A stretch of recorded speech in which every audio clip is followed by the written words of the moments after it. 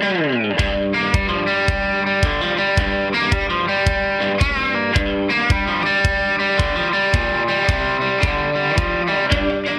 and welcome to the Goal Podcast, news and commentary from Gun Owners Action League, your leading voice for the Massachusetts gun owner.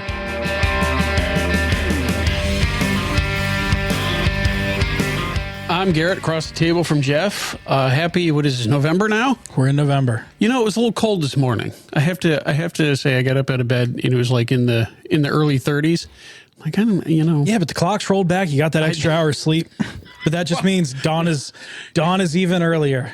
You know what? And we're getting into peak deer season. Yeah, you know, I told the dog last night, you should sleep in for an extra hour. But and she looked at me when I said it, but I'm not sure that she internalized it because she was up at 3 o'clock in the morning ready to go outside. So the extra hour of sleep would have been nice, but here I am. So here we are, though. A little bit later on, we're going to have Kerrie Ann, Auclair, Goal's newest staffer and the outreach director and women's programs assistant. She was at GRPC, the Gun Rights Policy Conference out in San Diego, a few weeks back. So she'll come on in a few minutes to talk about that. In the meantime, though. Yeah, well, so this episode will release post-election day. Was that coming up? Yeah, is there anything coming up this week? I don't remember seeing very much about it in the news. Yeah, but we're recording a little bit early because you and I both are going to be up in Maine. Yes. Towards the end of the week when the podcast is going to release for a little boys' weekend hunting trip. That's right. Look, I'm really looking forward. I've been looking forward to this all year. That's the closest thing to a vacation I've had in quite a while, but very much looking forward to it. But yeah, no, we're recording this before D-Day. Wherever that goes. Yeah. So we had Mike on last time to talk like the details of election stuff. So yeah, like you said, we're recording this before election, so we don't know whether to be happy or morose.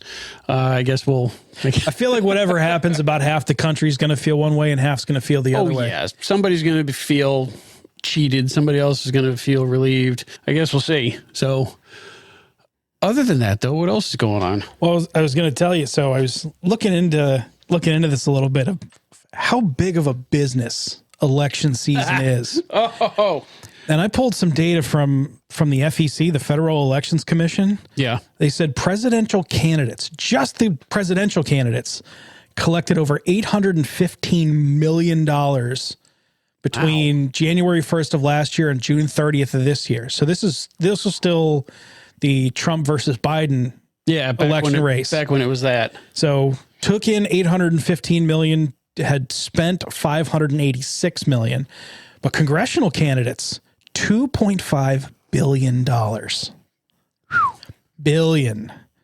There was other stuff about tax. A lot more of them, so the per capita number is different, but still, that's a big pile of cash. Yeah, but that 18 months net profit. So I was like, wonder how much like people put in the bank. Net profit for presidential candidates, $228 million. Net profit for congressional candidates, $700 million. Damn. Net profit for political parties in general, $400 million. Net profit for political action committees, the PACs, $1.3 billion. So they are making money hand over fist. Yep. Packing it away. Politics is big money. Of course, the bomb gets dropped in July on the presidential race. Biden drops out.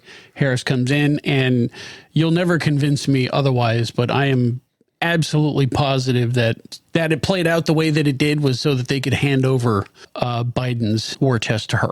Yeah, there's apparently some rules about how someone brings in money, and since she was already on the ticket, she could still use the funding. His money instead of having to raise it on her own. So from the day that she got named in July to essentially the middle of October alone, Harris for president raised $1 billion. I mean, spent over $900 million in advertisements and events and scheduling and flights and, whatever they happen to spend it on. But you realize oh man, that's a lot of money. A lot of people make a lot of dollars off all this stuff. That is a big chunk of money. And I was looking, it's like, if you include all the people, so including contractors and employees, the federal government is the largest single employer in the United States, over 2 million people. That's Well, as a libertarian, you know how I feel about that, dude.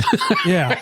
Fire them all. 2 million people's salary is paid for entirely by taxpayer dollars. Entirely by taxes. Yes.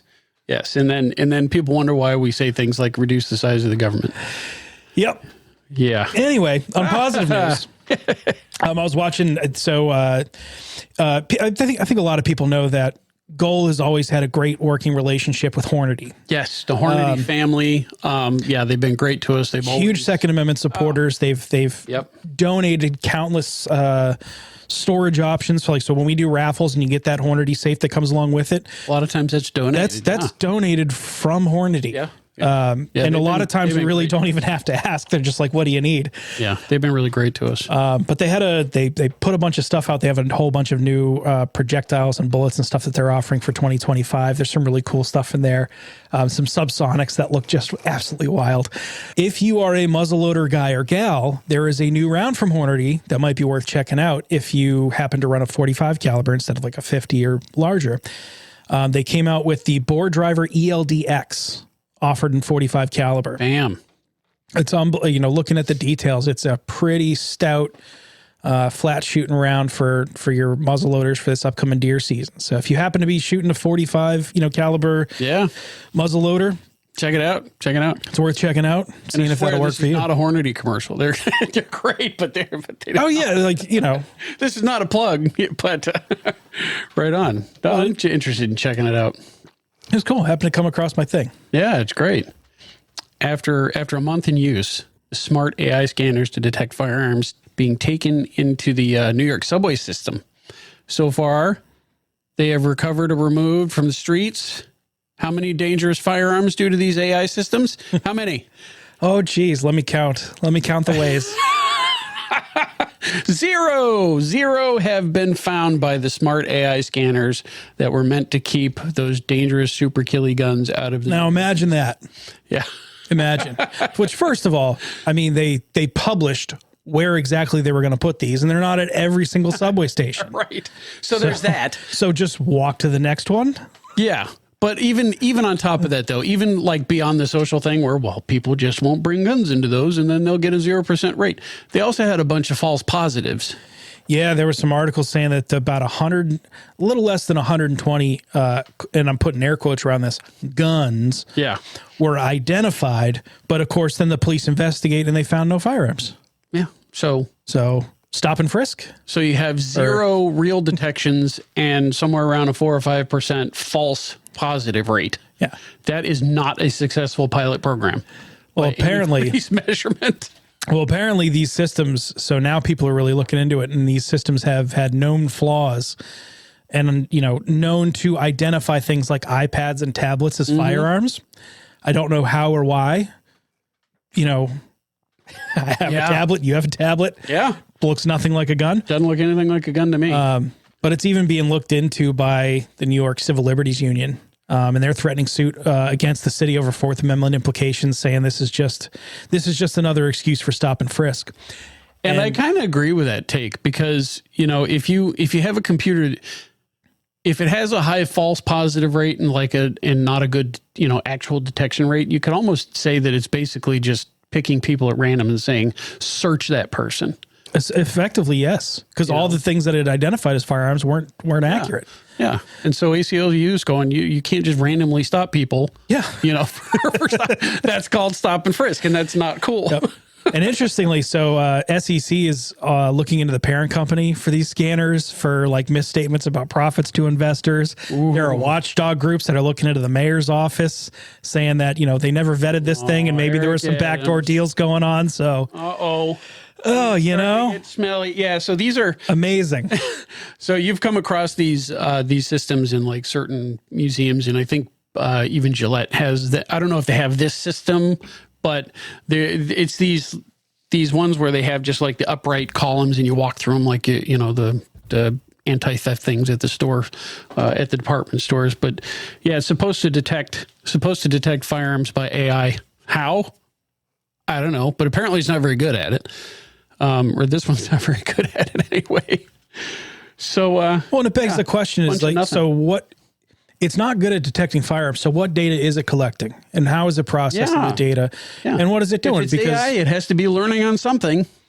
Because there are other countries out in the world that use all sorts of AI and facial recognition to determine who you are and what your social credit score is, where you're going, where you're allowed to go, and maybe that door to the subway opens for you, maybe it doesn't. Man, Minority Report's not as not as far fetched as the movie would have you believe.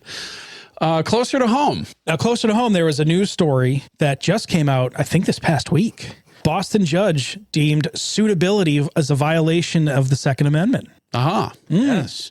Boston Municipal Court Judge Richard Sinnott recently ruled that BPD must issue an LTC to East Boston resident Jordan Lebedevich after his application had been denied, not based on any objective or suitability reason, but on the arbitrary and intentionally vague suitability standard. So wait. Let's internalize this. Somebody applies for a license in Boston. Yep. Boston PD says, no, thou art not suitable for no particular reason, but you're denied anyway because we feel like it. And a Boston judge, that is a judge in Boston, Massachusetts, said, you can't deny this dude on suitability because that violates the Second Amendment. Perfect summary. I just wanted to say it again because it's not something that you would for the people in the back of the room. Yeah, right. But so apparently, how can a person who's not statutorily prohibited, no criminal record, be considered unsuitable, be denied their rights? So as the story goes, the police based their determination on a 2023 police report from his then wife, and I'm assuming it's no longer in that status. One assumes. Claiming that he threatened self-harm during an argument, which Lebedevich disputed as like a misunderstanding. Now, of course, American jurisprudence says innocent until proven guilty. But of course, that's never stopped the Massachusetts government or its people from reversing that statement for the purposes of violating a Second Amendment civil right. So Lebedevich got denied the LTC, filed a legal petition, which ended up on the docket of Judge Sinnott, who originally ruled in favor of Boston Police Department, but a day later reversed his own decision, ordering the department and its commissioner, Michael Cox, to issue the license. I wonder if he got a phone call that night. It's interesting that he ruled one way. I don't know.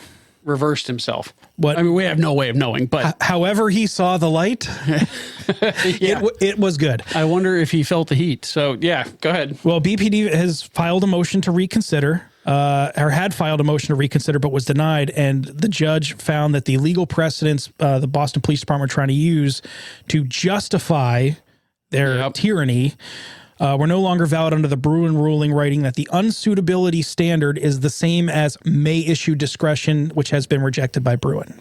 Yeah. So there we go. Clean, clear, concise. Seems to be. You can't just decide you don't like somebody and therefore they don't have their rights. Right. That's clearly in violation of the Second Amendment. Yep. So Commissioner Cox has filed suit now to overturn the ruling, which is now pending in Suffolk Superior Court. But this is another case, amongst other, where suitability denials are being rejected in Massachusetts courtrooms. So some things are, Even going back to May, there was a Holyoke judge that overturned a suitability denial, saying that the standard's too broad, and it only requires, and this was the judge's words, a suggestion, hint, or insinuation of danger. So, Holyoke City officials challenged that ruling. That's still pending. But, Goal's got ongoing cases. So if you visit goal.org/legal update, for all the people like, what are you suing about? Yeah. That's where you find it. There you go. But Goal is also assisting on suitability cases out of Belchertown. There was a license denial. The denial was overturned. The town... Belchertown hired some high-priced law firm at taxpayer expense. And then we're also assisting on a suitability case at a Holyoke. I'm not sure if it's the exact same one. I wasn't able to confirm with the staff of whether or not it was the same. But the suitability standard is under some attack. That's for people who are asking that question. It seems that some judges are saying, hey, listen, like we're not crossing the Bruin threshold. And hey, in my opinion, whatever reason they have for not wanting to tread in the Bruin waters, is fine by me. If they're just worried about getting it overturned and inviting more lawsuits onto the state, hey, that's fine, as long as you rule the correct way. So very interesting. Yeah. We'll have to keep an eye and see if BPD, they'll probably just end up issuing the license and letting it go. That's what they do. They issue the license, moot the case, and go on to screwing over the next guy. But of course, you pay your money, you pay for the application. Yeah. Then they deny you. Then you have to pay money out of your pocket to sue them. And then they get to sue you back with your money out of your pocket that they took. Oh, yes. Anywho. So you say that there's government trafficking in stolen firearms? I don't believe that. Oh, it's been in the news for the last last couple weeks. It's been very quiet in the news. It's only been in certain places because I'm sure you can imagine, Oh, yeah. as people are rallying for gun control, it's a little bit hard to. As current events happen, but yeah, it's distasteful in the run up to an election to have the government screwing around with unserialized firearms. Well, so the details are police officers, and I couldn't find exactly where this happened. Police officers had recovered a personally manufactured firearm, an unserialized frame, pursuant to an arrest. No idea what happened or whether the arrest was righteous or not, or whatever that situation happens to be. The frame was unserialized, but the slide and barrel did have a serial number on it. Okay. See that common with my guess is this is a Glock. Yeah. Glock does their serial numbers on the frames and barrels and stuff. Yep. And it's a matter of being compliant with different countries. Different countries require different components. Yeah, Beretta does that too. Sure. So whatever that police department is, they run the serial number and they find out that slide and barrel belongs to an employee-issued handgun for the DEA. No. According to the report, in this facility in Quantico, Virginia, the DEA and the FBI share it together. They do like training and a bunch of stuff out of there. When employee-issued firearms were due for destruction, there was no real set way it was done. Yeah. The general practice was that it would have the major components separated, so they take the slide and barrel stuff off the frame, essentially field strip it down. Yeah.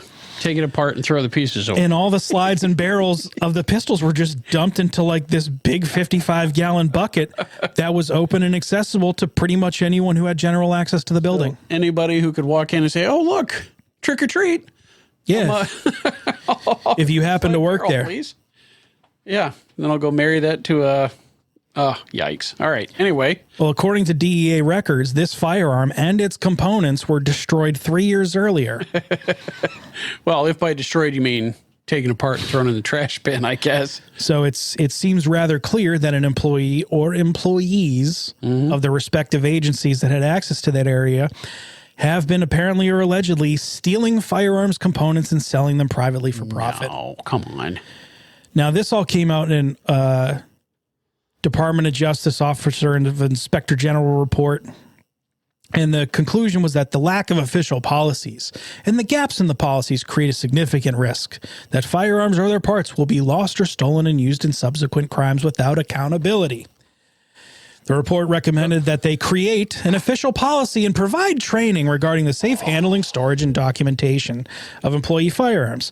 The DEA's response: that they are appreciative of the role the office played in identifying the areas of concern, and they look forward to working on it moving forward. And likewise for the FBI, they agree a robust policy and training would address these concerns. This is one of the things that gets under my teeth about qualified immunity, right? Because it's an agency saying, well, you can't expect somebody not to steal something if you don't tell them not to, right? It's not enough for a government employee to go, you know what, that would be wrong. Maybe I shouldn't do that. If there's no policy in place that says so. You didn't say I couldn't take it. Right. You didn't tell me I couldn't steal this stuff. So yeah, we didn't tell anybody that was wrong. Well, I'm pretty sure they do have a policy of stealing taxpayer-owned you would think equipment and materials. You'd think. And I'm sure whoever was, well, they're going to destroy it anyway, so why don't I just take it for myself? Yikes. Anyway, yeah, nothing about that story surprises me.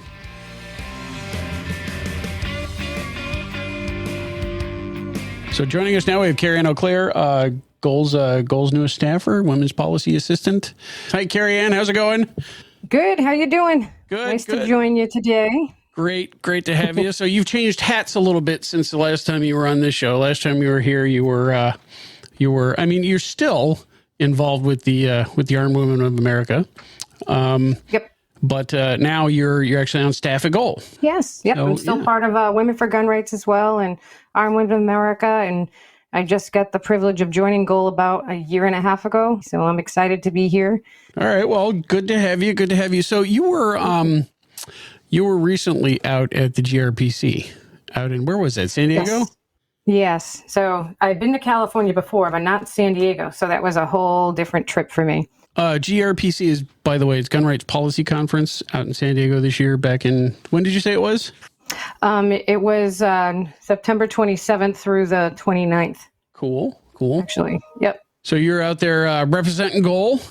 So tell us about it. Tell us about the conference. Yeah. So when I went there the first day, it was the AMCON meeting. So that was the Alternative Multimedia Conference that I had on Friday. So that was really awesome. They had a lot of speakers there, a lot of information, a lot of different things to learn, to help with media, with what you guys do on a daily basis and trying to get the word out there for the Second Amendment and fighting for our civil rights. So that was really great to meet these people. There was a lot of heavy hitters there, for sure. And then Friday into Saturday and Sunday was the actual Gun Rights Policy Conference. And again, a lot of heavy hitters. There was a lot of speakers between Mark Walters all the way to Charlie Cook and you name it. A lot of great attorneys that came up and spoke about what they're dealing with and different groups throughout the entire United States, excuse me. So this was national, which was great. And I had a privilege of also, should I even say it? Absolutely. So Friday, I was pleasantly surprised when we, Goal, Gun Owners Action League, received a Grassroots Award. So that was awesome. I was able to get up and represent Goal and had a moment to speak and say thank you. So that was quite the surprise. That was really very cool. It was so GRPC hands out, a bunch of awards for media and organizations and so forth. And Goal was awarded their 2024 Grassroots Organization of the Year award. And Kerrie Ann was voluntold to go up and give a speech and accept it on behalf of the organization. You should have seen my face too, because it was funny because I was the only one there from Goal, and Susan Myers looked at me. She goes, "That's you. Aren't you going to go?" I'm like, "Oh yeah, yes, I'm going to go." Oh yeah. So you said there were a lot of speakers. What kind of topics do they speak on? What kind of information are they, sharing with each other?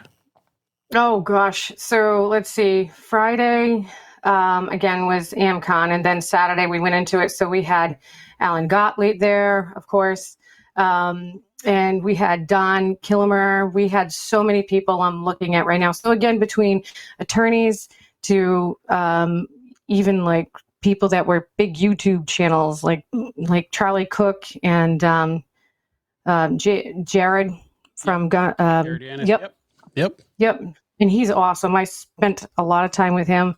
Mark Walters was there as well. Oh, God. The day was packed. And at the end of the day, we actually had a reception. And so we were able to hang out with everybody. And I was able to meet everybody. So are they talking about like techniques and strategies for putting out information or garnering grassroots supports? Or what are they like? What's the meat and potatoes? So a little bit of both. So Mark Walters was talking about a couple cases that were going on, and then we had a couple of other small groups like Goal throughout the, California talking about what's going on in their state.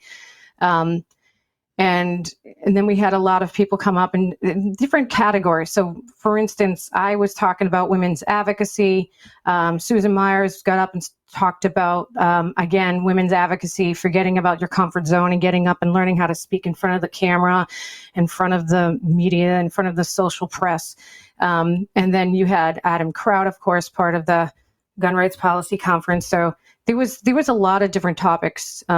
I have the whole entire agenda. Cheryl Todd was there as well.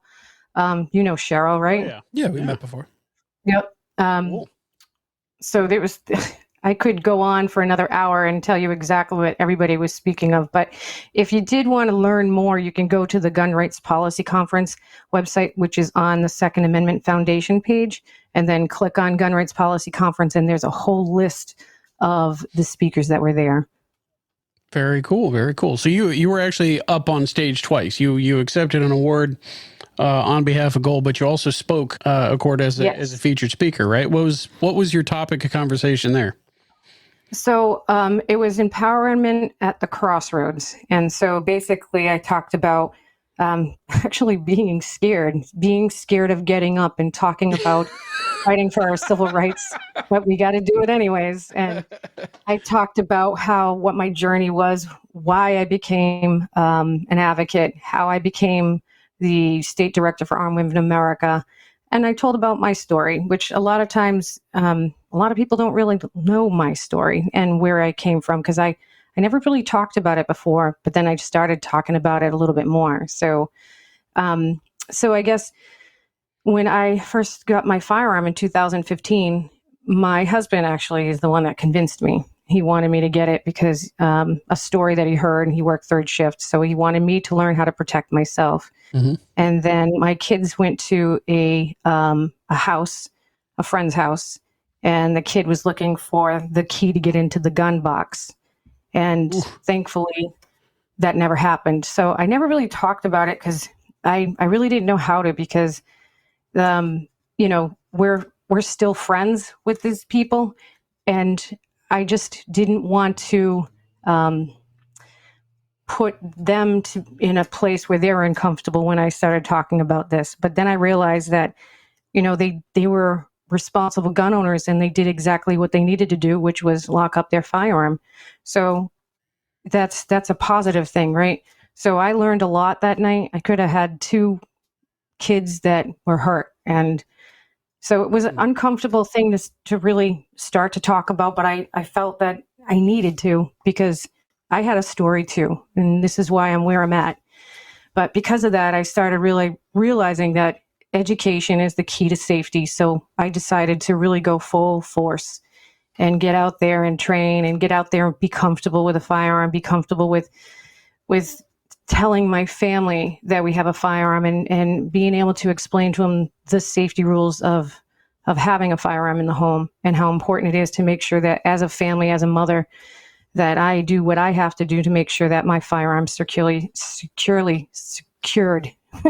Yeah. And so I started talking about it, and I talked about that during my speech, and why I'm here and advocating and being part of Goal, and having that privilege to be an advocate for women and just everybody. But I work with women on a regular basis, and I know that sometimes women have stories and they're not comfortable getting up and talking about their stories. So I'm a voice for those that can't. I'm a voice for those that don't know how yet. And I just wanted people to see what the other firearm ownerships look like. So that's it. I mean, it was 15 minutes long. So like 15 minutes. It was the longest 15 minutes I've ever experienced in my life, I have to tell you. No, you did just fine. So I've watched the video. So the entire stream, like the whole stream, like the 2.5 hour stream or whatever it was, is available on the SAF YouTube channel. But we've also isolated out the two speaking bits that you did, and strip those out. I don't know if they've made it to Goal's YouTube channel yet, but if they haven't, they should. We have. Yeah, I don't know how to do that. I think Mike or yourself is going to have to help me figure that one out. We can work all that out. That's easy enough. So the rest of the conference, how did it go? Saturday, Sunday?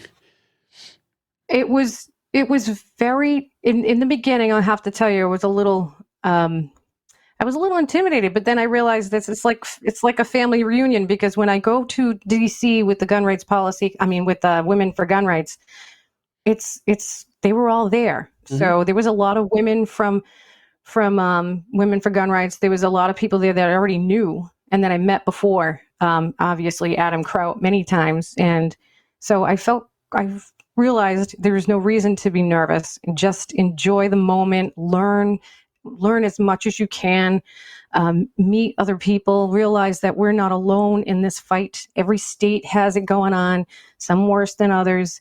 And I know that people felt bad for me when they found out I was from Massachusetts, just saying. Yeah, I get a lot of that. You're from where? Oh my God, you poor thing.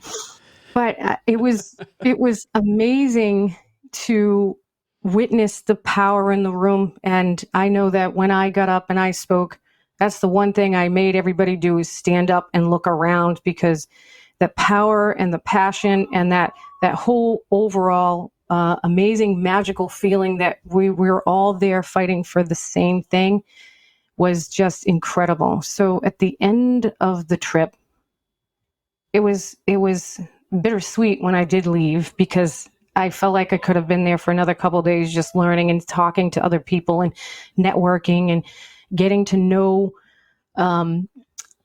different people that I haven't met, or get to know people that I already have met before. But we had an opportunity to sit down, have lunch, have breakfast. It was really awesome. Cool. Was this your first year at PC? Did you go last year as well? First time. First time. Right on. Yep. And I'm hooked now. So. Like, Jim, there's got to be a conference somewhere.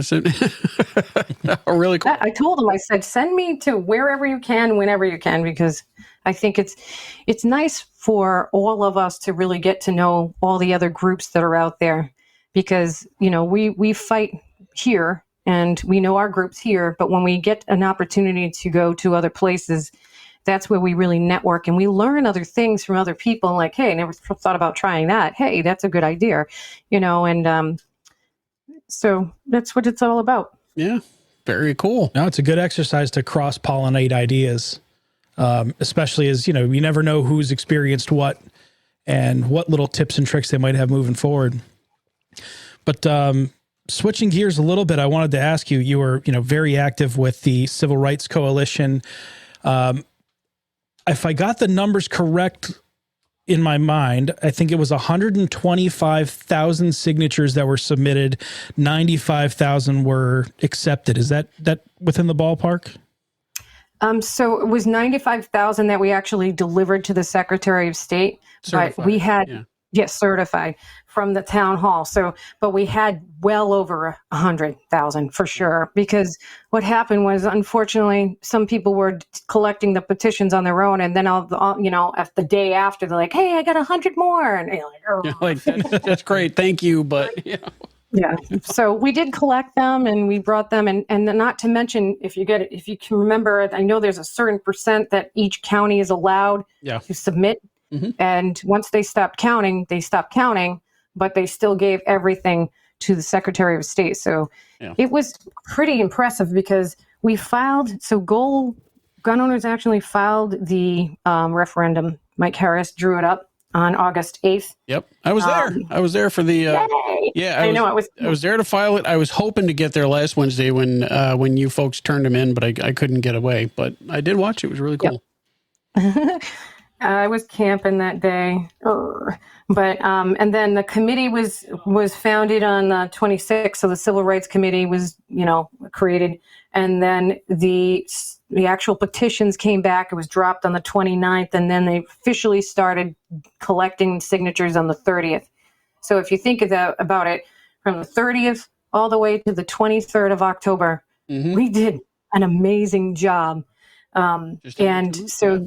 Yep. So there was county captain. So I was, I had the privilege of being the county captain for Bristol, but underneath me, there was an amazing a team of patriots that stood up and really went full bore. And I can't thank them enough, because there's so many that really got out there, stuck their necks out there, and went to events, created events, stood out in front of, grocery stores, car shows, to you name it. People driving huge mileage to sweep up, to do the sweeping and do the inter-county stuff, and just really, really amazing effort. And you got it done. Yep. I mean, if not for Healy's baloney, we got way more signatures than we actually needed to get. Yeah, and she knew it. She knew it like what? Right before she couldn't do it anymore. She just did it. And she just knocked us off our kilter a little bit, but we got it on the ballot. So, Yep. It's on the ballot regardless. It's on the ballot regardless. And for anybody that doesn't realize how hard the petitions were to, collect signatures. I mean, we had to train everybody to make sure that they collected the signatures properly, because even one mark or there was coffee, someone had accidentally cut their hand and put blood on the petition. I'm like, oh my God. I'm signing this one in blood. Signing in blood. So, and that actually happened to me. So, I'm like, no, you did not. No, great effort. I mean, so now the messaging is going to have to change. It's going to have to change from one of collecting signatures to one of actually passing the ballot question when it comes around in 2026. So that's going to be another, it's going to be another challenge. Effort. Yeah. Yep. And because you see it now, and everybody's, going to the ballot. They're doing early voting. They're getting there. They're looking at they're not paying attention to the questions in advance. So can you imagine the effort's going to be trying to go forward to make sure that this is understood? Oh yeah. From gun owners and non-gun owners alike, so this is where the messaging has to be across the board. And how are we going to get that message to gun owners and non-gun owners? Because at this point, that's really what you see it on YouTube. You go on YouTube right now, you're like, vote no on question 2 or 3 or something. So, and that costs a lot of money. It does. That stuff is not cheap. Oh, it's an advertising campaign unto itself. Yep. And especially you're also working from the perspective of, at the end of the day, it's the state that determines the language that's actually on the ballot. Yeah. So you're not going to get a fair shake if someone's waiting until the last minute to read like, oh, what is on this question? Right. And it's kind of confusing because if you looked at the summary, you're like, okay, so does that mean if I vote yes, it means this, and if I vote no, it means that? Yeah. Yeah. So this is where it gets a little, I don't want to say muddy, but muddy. So I know that the coalition is gathering their troops. We're, going to have some more Zoom meetings, and we're going to try to get a clear message across, and how can we do it, and what can that message be?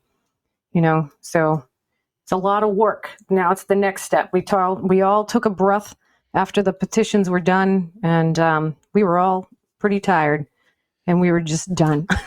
Yes, and keeping up that effort over an extended period of time, it's when people are passionate and the spirits are up, like in the moment, it's a lot easier to get people to come out and stay engaged and stay involved and keep pushing.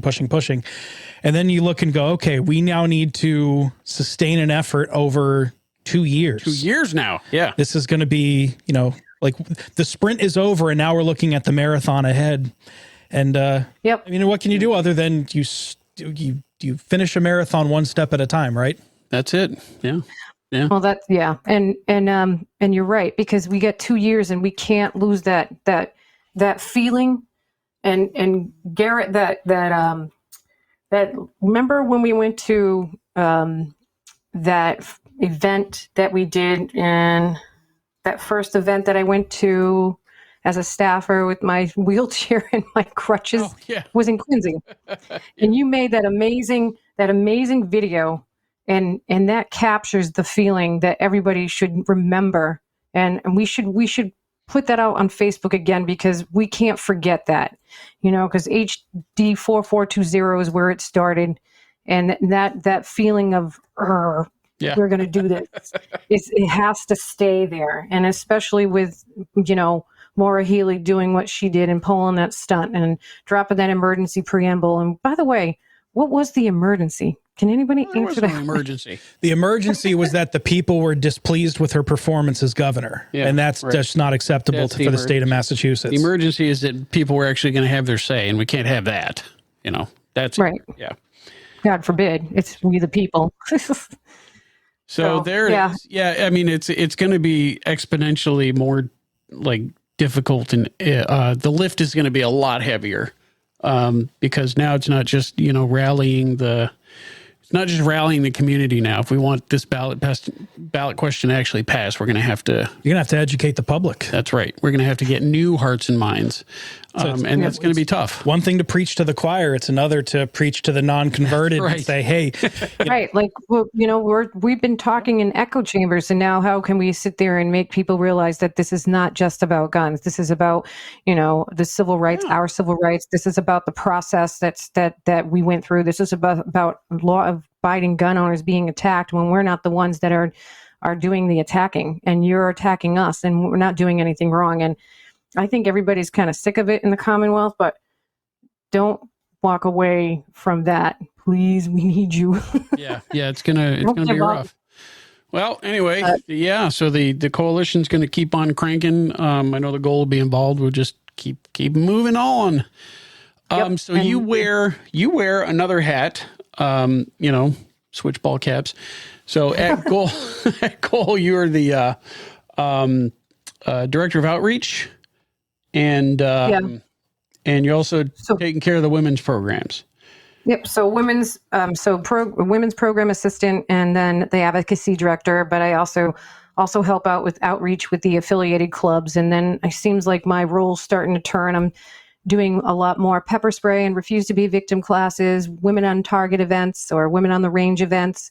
I'm planning on a few other things that are coming up that I'm not going to say right now. It'll be a surprise. Oh. But so I'm really thrilled in having the opportunity of doing what I love and love what I do every day. Because again, this is a passion for me, and I know that it deeply resonates within my heart and soul because of what I've done for the past 6 years, 7 years, if not more, actually. With the Armed Women of America and training these women and hearing their stories. So I'm just so thrilled to be able to be part of that process within Goal. And I already knew you guys. I feel like I've been on a 7-year interview. Just saying. Seriously. I'm like, oh, wow. All right. So that's like the training and the women's outreach stuff. Now you're also the outreach director, and you've been taking care of a lot of club liaison stuff.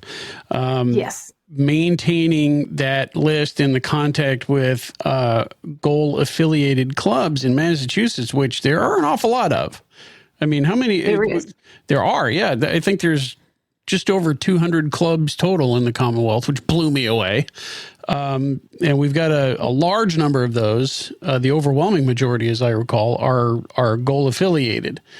And so, go ahead. So what do you? Oh, yeah, 143 or 145 affiliated clubs that we have currently. Excellent. And I'm excited to be able to take that on too, because it was not part of the role in the beginning, but I was able to take that on, and I'm excited to be doing that, because if I'm going to go out to these clubs and do these classes or be part of the Women on Target with John and stuff like that, it would be a great opportunity to be able to meet these clubs, meet the president, meet the board of directors, meet the members, and be part of that process. But so what we're doing now is, if you're an affiliated club, depending on what level you have, each level comes with its own set of benefits.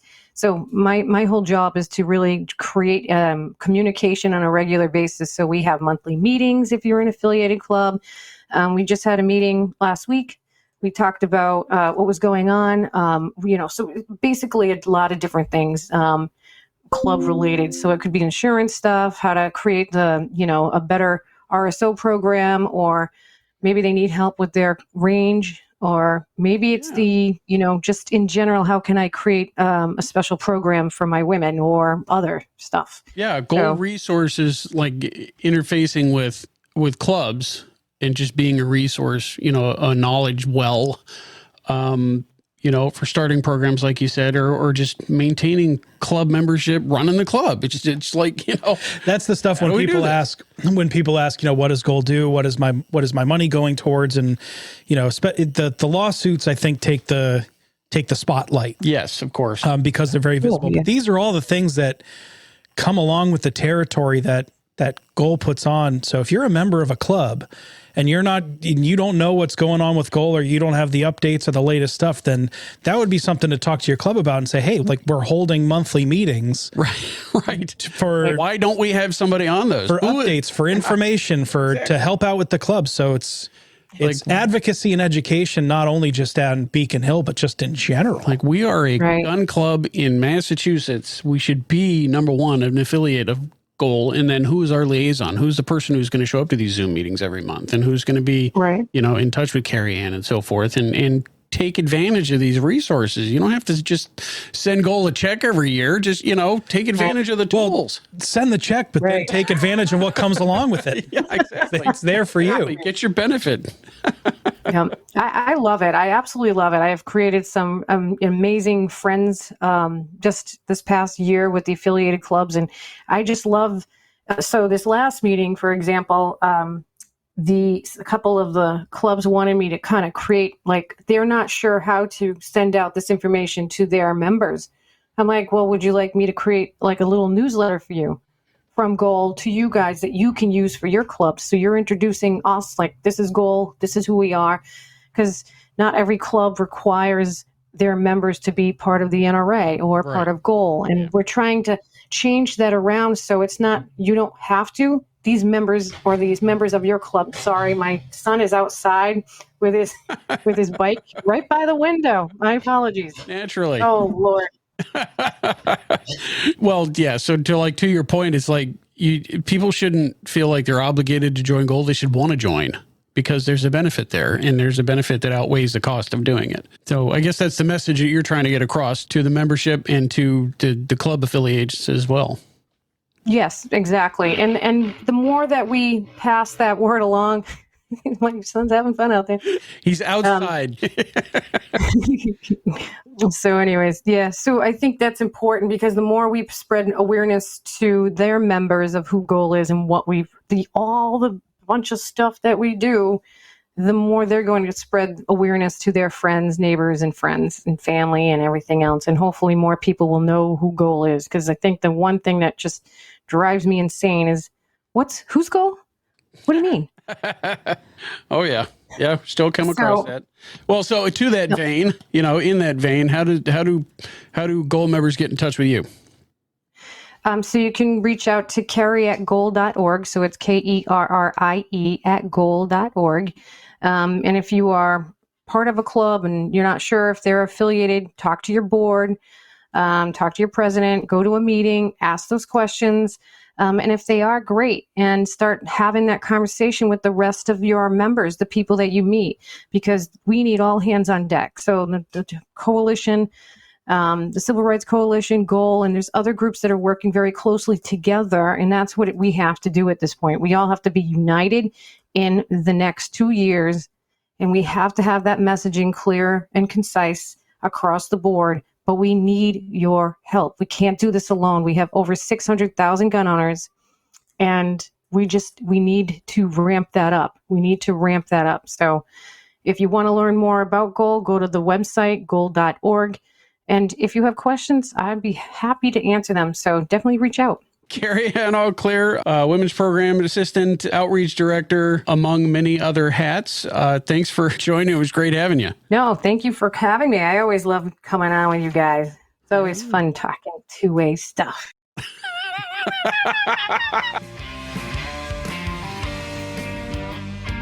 It's great to hear from Kerrie Ann. Yep. She was on here before, a while ago now. But she was on here speaking in her role as the AWA chapter leader at the time. But now she's on staff at Goal. By all accounts, doing a great job there. So good talking to her. Yeah, and you look through and you see the work that like Gun Rights Policy Conference is doing, and you see there really is this big network of people across the country that believe in the Second Amendment, that are actually putting in the work and putting in the effort and putting in the hours. Not just... Turns out gun people aren't just crazy leaves and sticks in the hair people that hang out in, rural Idaho, right? It's, turns out that, gun people are regular people too. No, I can't wait to go. Well, Maine's laws are changing. The states up north are starting to trend in an not necessarily great direction, but...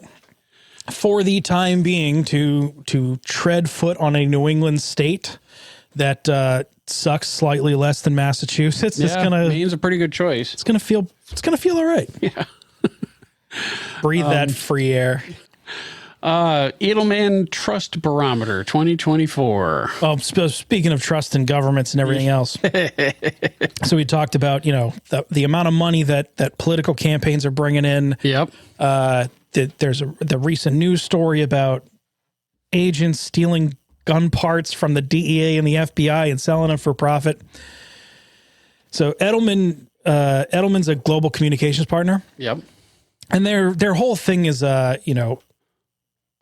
brand reputation, brand trust, brand confidence, all that kind of stuff. And since 2000, they've been conducting these online surveys about trust in institutions.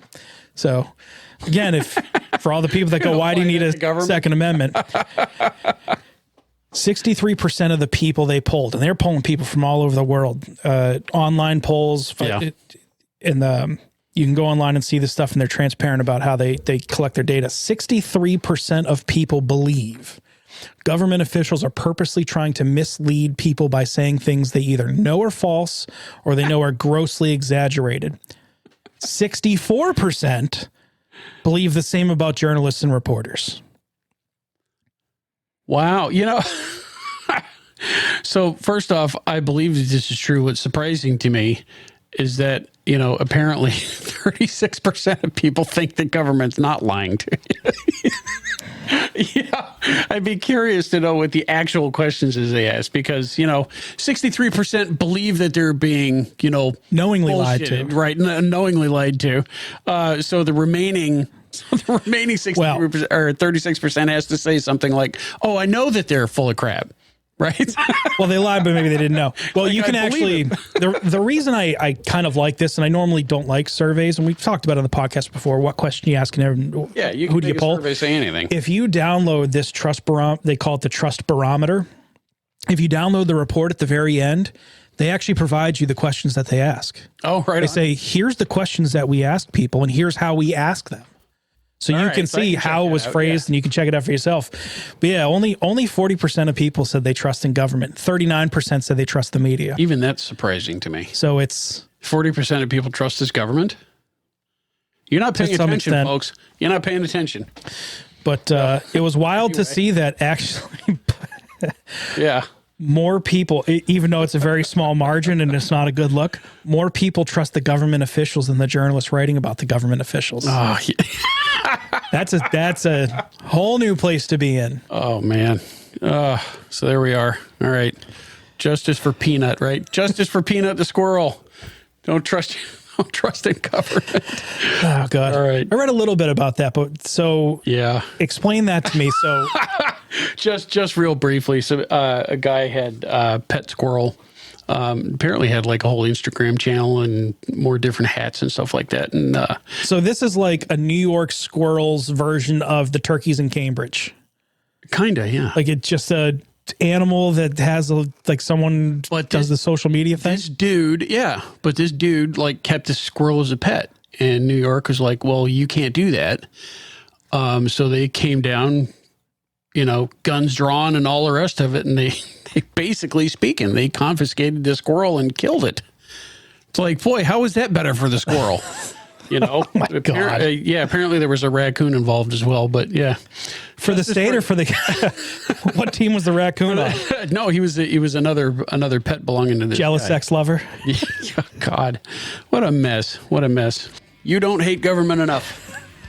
All right, that's going to do it for today. Thanks for listening in. Be sure to subscribe to the Goal Podcast. Check us out on Facebook at facebook.com/Goal Podcast MA, on YouTube at the Goal Podcast, or on Twitter at Goal Update.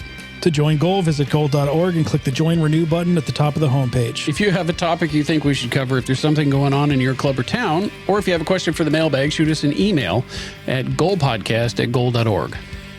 The Goal Podcast is a production of Gun Owners Action League of Massachusetts. The views and opinions expressed are those of the hosts and guests and do not necessarily reflect those of Goal, its staff, or affiliates.